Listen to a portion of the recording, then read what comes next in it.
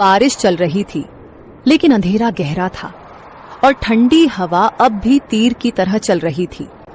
बस कुछ ही दूर और चिंकू पिंकू मेरा इंतजार कर रहे होंगे। तभी सामने से दो काली परछाई आई।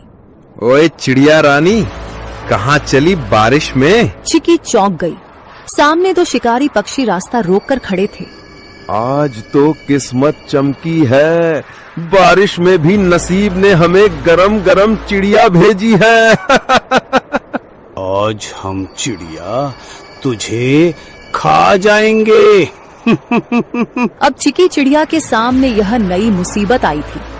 चिड़िया ने सोचा, इस बार में नहीं बच सकती, क्योंकि आज दोनों दरिंदे बदमाश इकट्ठा होकर आए हैं। मुझे आज बल से नहीं परंतु दिमाग से काम लेना होगा। उसके दिमाग में एक आइडिया आया। जब दुश्मन को हराना हो तो उनमें फूट डालो, जिसे दुश्मन की ताकत आदि हो जाती है।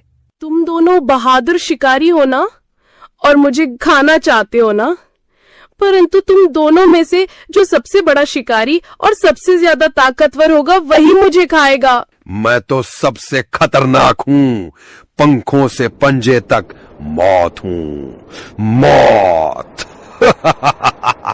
तेरी औकात नहीं मेरे सामने, मैं तो उड़ते परिंदे गिराता हूँ। तू मुझसे बड़ा शिकारी नहीं हो सकता। तो भेड़ो ना, दिखाओ असली ताकत। मुझे तो वही खा सकता है जो सबसे ताकतवर है। दोनों शिकारी जल उठे। कौवा उड़कर सुल्तान की ओर झपटा। सुल्तान ने पलटवार किया। सबसे पहले मैं तुझे खाऊंगा, फिर इस चिड़िया को। तू खा नहीं पाएगा कालू। दोनों एक दूसरे को नोचते हुए हवा में झगड़ते हुए नीचे गिर पड़े। दोनों की हालत खराब हो गई और बेहोश हो गए। चिकी इसी मौके का फायदा उठाते हुए चुपचाप वहां से जल्दी उड़ते हुए निकल गई। उसके मन में एक ही बात थी, बच्चों तक पहुंचना है, बस अब देर नहीं। चिंकू और पिंकू कांपते हुए बैठे थे। बारिश अब थम चुकी थी, लेकिन डर अब भी घोंसले में था। तभी हवा में एक जानी पहचानी गंध आई। चिंकू, मेरे पिंकू, मैं लौट आई। मम्मा, हम कब से राह देख रहे थे कि आप कब आएंगी। मेरे लाल, तुम दोनों ठीक हो ना? डर तो नहीं लगा? बहुत डर लगा मम्मा, बिजली भी चमक रही थी। चिंकू बार बार बाहर देख रहा था। मैं तो कह रहा था ना जल जाएगा। बेटा, कभी कभी डर जरूरी होता है, लेकिन बहादुरी ये है कि डर के बाद भी टिके रहो। तुम दोनों ने बहादुरी दिखाई। पंखों में छुपाए हुए गेहूं को निकालकर मजेदार खाना बनाया और बच्चों को दिया। बच्चों ने भूख के कारण खाना खा लिया। अगली सुबह बारिश तो रुक चुकी थी, लेकिन घोंसले में सन्नाटा था। सूरज की हल्की रोशनी घोंसले में पड़ी तो चिकी ने देखा, चिंकू एक कोने में पड़ा कांप रहा था। उसकी आंखें आधी खुली थी और शरीर तप रहा था।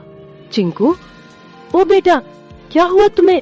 मम्मा, बहुत गर्मी लग रही है, पूरा बदन जल रहा है। हे भगवान, बुखार इतनी तेज, अब मैं क्या करूं? मम्मा, चिंकू को क्या हो गया? ये तो बोल भी नहीं पा रहा है ठीक से। चिकी ने खुद को संभालने की कोशिश की, लेकिन उसकी आंखों में आंसू भर आए। तू ठीक हो जाएगा बेटा, मम्मा यही है, कुछ करेगी, कुछ जरूर करेगी। उसने चिंकू को अपने पंखों में लपेट लिया। दिन भर वो उसके पास बैठी रही, चिंकू को साल भी दे दी। अगली सुबह जैसे ही सूरज निकला, टुनी को पिंकू की हल्की खांसी सुनाई दी। मम्मा, मुझे भी कुछ अजीब लग रहा है, सर भारी है। नहीं, अब तू भी? ये क्या हो रहा है मेरे बच्चों को? हे भगवान, मैंने कौन सा पाप किया? भूख मिटाने चली तो बारिश आई, बारिश में निकली तो शिकारी आए, और शिकारी से बचकर आई तो अब ये बुखार। क्या मेरी ममता की परीक्षा ले रहे हो तुम? पिंकू और चिंकू दोनों अब मम्मा के पंखों के बीच पड़े कराह रहे थे। चिकी का मन टूटा हुआ था, लेकिन आंखों में अब भी एक जिद थी। नहीं, मैं हार नहीं मानूंगी। मैं माँ हूँ, और माँ कभी घोंसले में बैठकर अपने बच्चों